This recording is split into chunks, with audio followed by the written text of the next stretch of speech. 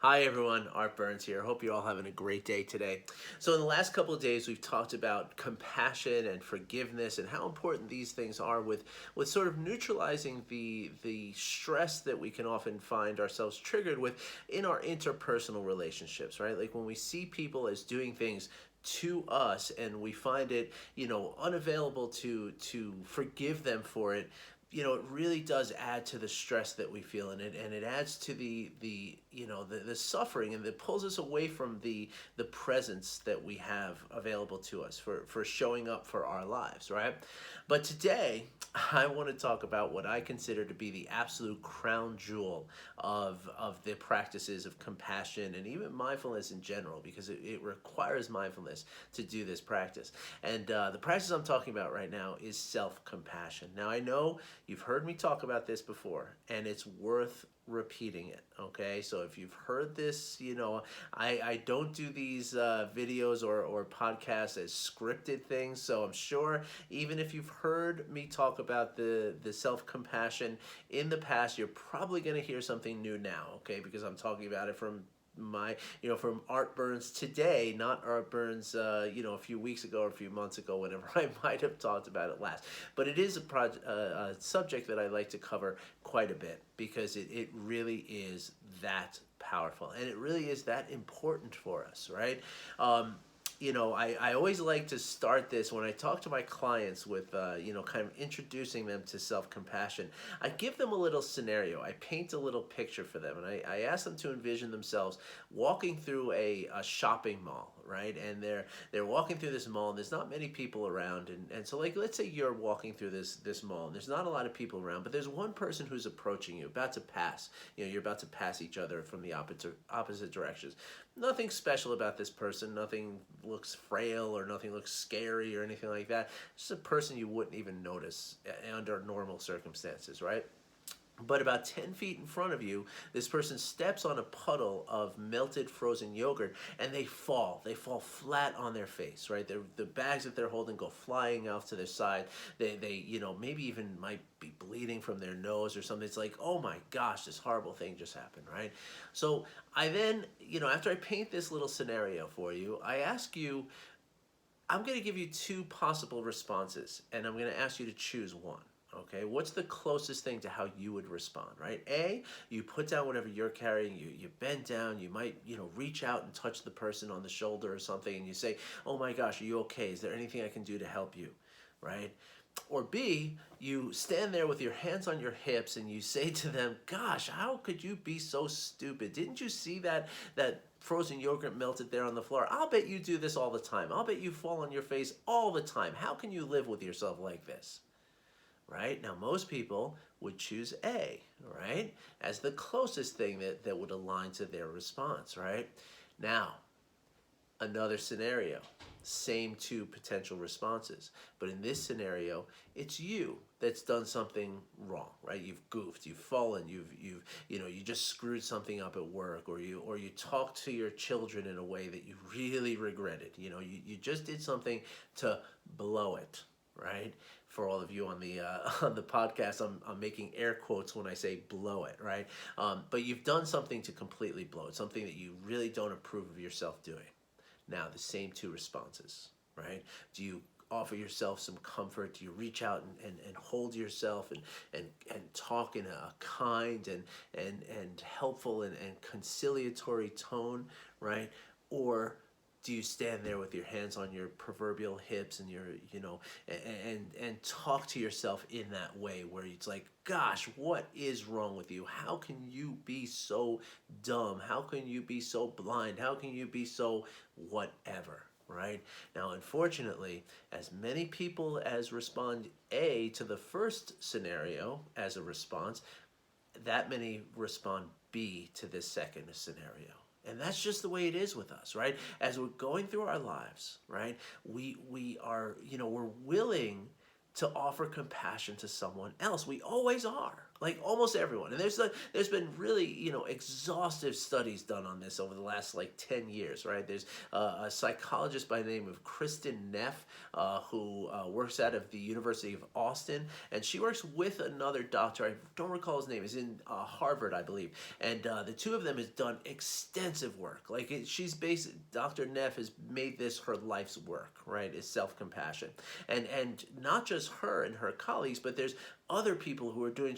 At one point, I attended a talk with Kristen Neff where she said that the research is coming out so quickly that I can't even keep up with it on self-compassion, right? And how powerful it is, right? And so in one of these exhaustive studies, that like something like 86% of people who responded were said, absolutely, I will show compassion to other people in the world, without a doubt, right? But like only like 6% were willing to show that same compassion for themselves, right? And that's how we are, right? And a lot of times people even feel as though this is a necessary thing, right? People feel as though, well, if I offer myself too much kindness and too much forgiveness and too much, kind of comfort in the hard times, well, then I'll be too soft, or I won't get things done, and it won't motivate me to achieve my goals and all of this, right? And unfortunately, the research just shows the complete opposite, right? The research shows that self-compassion is associated with positive levels of optimism, of life satisfaction, of the resilience, emotional resilience, right? To bounce back from failure, right? Because you're comforting yourself through failure, right? When you screw up, and we all screw up, right? Especially parents, right? We all screw up sometimes, right? And so when you screw up, if you are there to pick yourself up and dust yourself off and kind of comfort yourself through the failure, well, then you're not afraid of failure, right? And then so therefore you're willing to take chances. You're willing to be optimistic that even if it doesn't work this time, it will work next time, right? So even if I say something to my kids now that is damaging, that I regret, that I look back and I say, ooh, I wish I hadn't done that, well, chances are next time I won't do that again, right? I'll learn from it because I'm not afraid of the failure, so therefore I'm willing to learn, or able to learn from it, right? And likewise, self-compassion is associated, the practice of self-compassion is associated with much lower levels of stress, anxiety, depression, body perfectionism, just all kinds of things. Like it's higher in everything we want in ourselves and our children, and lower in everything that we don't want in ourselves or our children. And that's why this is just to me, the absolute crown jewel of all the practices you could do, right? Because there's something about compassion and mindfulness which are completely connected to one another, right? They cannot be separated, right? Because the thing about compassion, and this is whether it's compassion for someone else or compassion for yourself, right? And it could be argued that even though the research doesn't necessarily bear this out scientifically, like a lot of people are able to practice compassion for others, but not for themselves. But remember yesterday I talked about how there's a line, right, at which we're not willing to offer compassion to others, right? And so it's my belief, my very unscientific belief, that's not borne out in any kind of master research projects, but I'm positive that this is going to come out in the research at some point, right?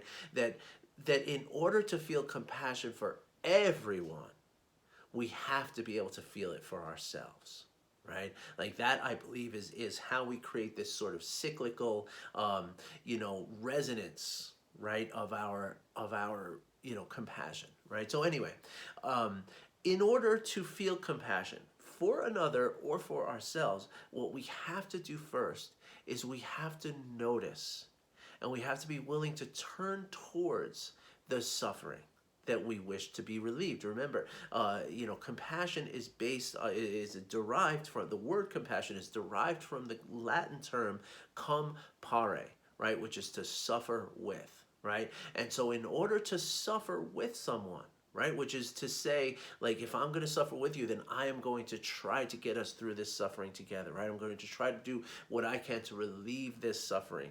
If I relieve the suffering in me, I relieve the suffering in you. If I relieve the suffering in you, I relieve the suffering in me, right? That's how it works, right? But in order to do that, the first thing we have to do is we have to notice, and we have to be able to turn towards that suffering.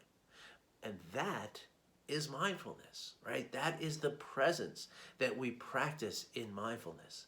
So the beautiful thing here, right, is that, and that's why the list of benefits of self-compassion, the benefits of the higher levels of the stuff we want and the lower levels of the stuff we don't want, very much mirrors the same benefits of mindfulness practices.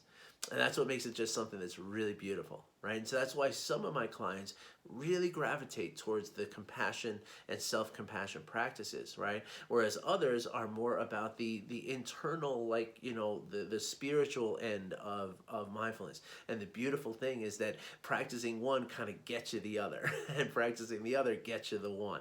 And again, it's this really beautiful, virtuous cycle. So anyway, the first thing we need to do when we're going to practice compassion for anyone else, or especially for ourselves, is we have to notice, right? We have to be present enough to notice their pain, right? And this can be borne out, like if let's say you're walking down the street in a big city, on your lunch break, right? And and this is actually taken from Kristin Neff's talk, one of the talks that I've seen her do. And you're texting away on your cell phone, right? Well, you could be passing someone who's living in a box and is holding up a sign saying that I'm starving and I need help, right? So you're not going to feel compassion for that person because you're not noticing that. Right? You're kind of wrapped up in whatever you're doing, right? And this is really important because in our lives, right, we become very wrapped up. It's not just the cell phones, right? But it's also the worry that we have about our work projects and our how our parenting is going. Like we're worried about the sort of outcome of the things that we're doing with our parenting, with our jobs, with our spouses, with our social circles. And this is what we kind of get wrapped up in. And this makes us, most of us, live in either the future, where we're worried about what's gonna happen, what if only, blah blah blah, or we get stuck in the past, where I guess that's more the if only thing. But we're kind of thinking about, like, well, if I had made a different choice, or how did I get to this point? And when we're living in these two places, right, it's impossible to notice the way in which we're suffering. Right? And I know suffering is a pretty big word, right? A lot of people say, like, oh, I'm not suffering. Suffering is somebody starving. Suffering is somebody who's, in the hospital or something like that. I mean, my life seems pretty good. But so if it helps you to use a different term, then use a different term, right? But we all go through difficulty, right? We all feel moments of emotional challenge. We all feel moments of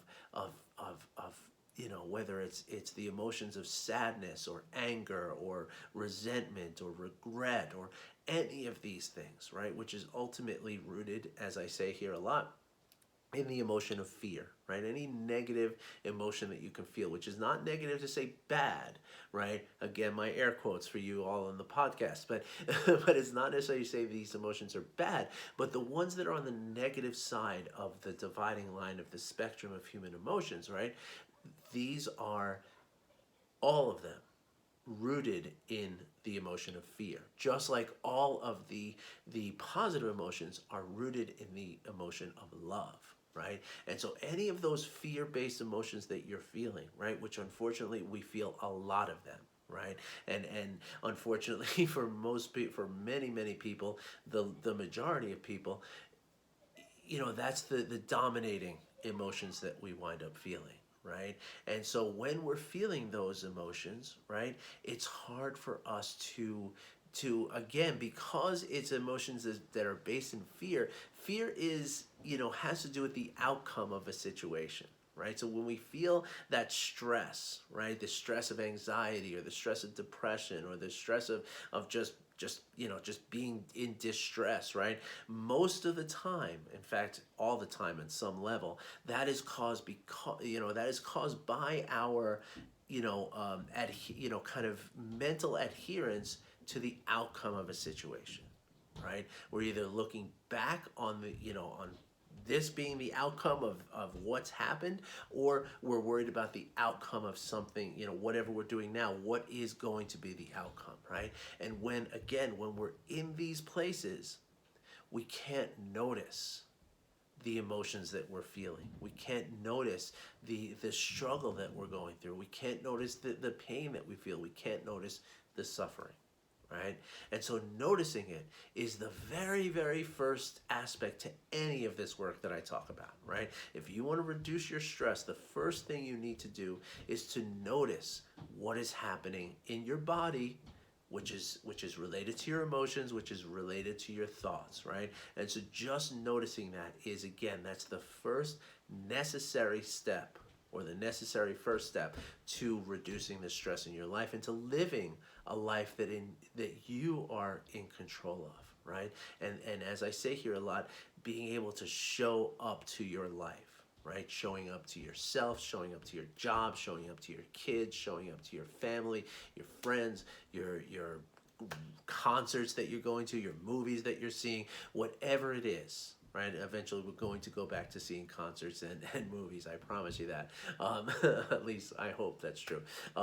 But like, to show up for all of that, right? Which means to experience it fully, right? And so again, a lot of times when we're wrapped up in this sort of suffering that comes on from our own, actions and the feelings about how we're handling things, right? That's where self-compassion can help you to really enable yourself to show up to these things, right? So the first thing is to notice it, right? The second aspect of self-compassion, and very, very important here, okay? All three steps that I'm going to talk about are very, very urgent, very, very, very important to the whole thing, right? They are kind of urgent too, but the second step, or the second realm of self-compassion, after you've noticed what it is that's, the fact that this is a moment of suffering, after you've noticed that, now it's about feeling the connectivity to everyone else around you. Because what happens is, when we feel emotions like shame or guilt or resentment or regret or personal resentment, like resentment towards ourselves, but when we start to feel these emotions, what we do is we close ourselves off, right? We become isolated, right? We could become disconnected to the rest of the world. Now, of course, when we're not going through that kind of thing, right? I could ask you right now, if you're not in this experience of having a regretful thought or memory going on right now, right? I could ask you, is there anybody who has a perfect life? Is there anybody who never has problems in their life? And most people would say, of course not. That's silly. Everybody has difficulty, right? But yet, when we're going through the difficulty, it's very, very common for us to feel that we are the only ones, right? We're the only parents who struggle the way that we're struggling right now. We're the only, children of parents who deal with this, the way that we just talk to our mom or our dad or whatever, right? We're the only husband or the only wife who ever deal with this kind of thing that we're suffering through, right? But it's not true. And the minute we can remember, and the minute we can reconnect to everybody else who's going through this kind of stuff. And I always tell my clients that on a planet with almost 8 billion people on it, right? It's like there's probably millions of people right this minute that are going through the same thing as you, right? Literally, right now. And so when we can recognize that, right? And we can, again, reconnect to everyone through that suffering, right? That is going to enable us to just release so much of it right off the bat, right? That's a huge step in this process. And the third step, right, which again, these are all, I want to say, like, this is the most important one, but they're all equally as important, right? Like, you have to notice it, you have to feel the human connection through it, and then you have to be able to comfort yourself. Right? Just like if you saw somebody fall on the floor, right? Put yourself in that person's position, right? And what would you do for that person, right? Remember I said the first thing that we would do is we would reach out. That's the way we work as people, right? As mammals, right? On the planet Earth, we're very touch oriented, right? So when somebody feels hurt or is in suffering, right? Our first instinct is to reach out with our hands, like physically touching that person, right? And because we know how much that feels to us, right? That's the empathic resonance that happens, right? And so we know how much that's necessary. We know how good it feels for somebody to put a hand on our shoulder, for somebody to hug us, for somebody to, place a hand on our cheek when we're going through a hard time, right? So we got to do that to ourselves, right? We got to do some kind of, physical gesture. Now it can be as simple as just holding your hands together like this, or maybe squeezing your own knee, or placing a hand on your heart, or a hand on your cheek, or wrapping yourself in your own arms like this, right? But doing that is really, really powerful, okay? And so after you've done that, now keep going with it, right? And picture that it's you, or rather picture it's somebody else that's in the situation that you're in, right? Like somebody else who fell on the floor in front of you, right? Picture that someone else, going through this difficulty that you're going through right now. And how, after you've reached out to console this person with a tender and gentle touch, now what words would you use for this person, and how would you use them? Right? What is the tone that you would use? What are the actual words that you would use, right? You wouldn't tell the person who fell in the frozen yogurt, like, what are you, stupid? But you would absolutely say that to yourself, right? So say, oh, I'm so sorry that happened to you, or my gosh, that's so unfortunate that puddle was there. It's not your fault, right? That's what you would say to somebody. So say that to yourself, and say it in the way that you would say it to someone, right? And now I mentioned a moment ago empathic resonance, right? When we can develop this kind of practice as a habit, right? And it's literally going through those 3 steps, right? Notice the suffering. Say, this is a difficult moment right now. Second step, I am not the only person who deals with this, right? Or is dealing with this even in this minute, right? This exact present moment. There's probably millions of people across the earth who are dealing with the same thing. And then giving yourself that consolation, that comfort, right? As you can learn to do this, right? And you can start to build that emotional well-being, that emotional resilience that comes through this practice. What happens is the people around you are going to sense it, right?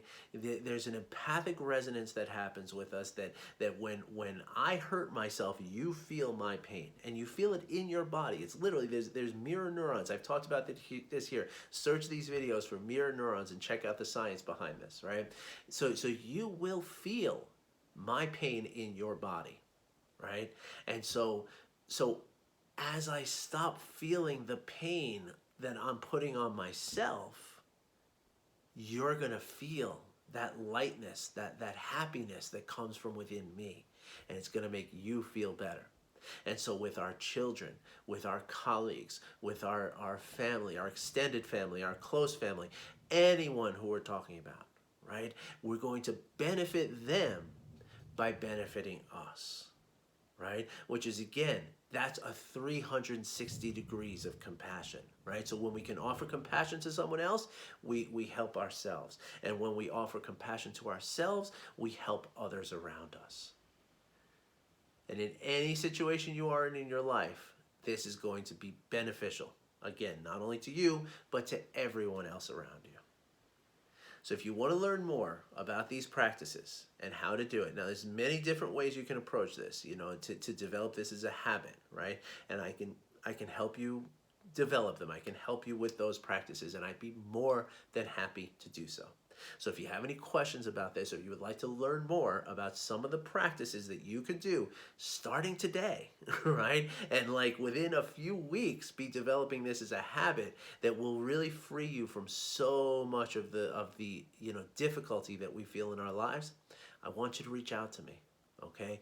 Go to my website, artburnscoaching.com. There's every single way you can get in touch with me there, okay? Or leave a comment below or send me a direct message here wherever you're watching or listening to this, okay? But let's get in touch with each other. Let's just have a little chat, and let me show you how this can work for you and how powerful it can be. And I can do that in a 20-minute conversation, and I would love to do that for you. All right, everybody, thanks for listening. I wish you well. I really do wish you well. I wish for you to be free from suffering and to know I wish for the conditions for happiness to exist in you and in your life. I mean that. All right, thanks for listening, everybody. I'll be back again tomorrow to talk about, I've been talking a lot about implicit biases and implicit thoughts and everything like that. So tomorrow, we're going to talk about the ego, which is pretty much the culmination of all that implicit stuff and all the self, limiting talk that we do that can be relieved with the practices that I talk about. And that's a big one. So I hope you get to watch that video or listen to that podcast. Thanks again, everybody. Talk to you soon.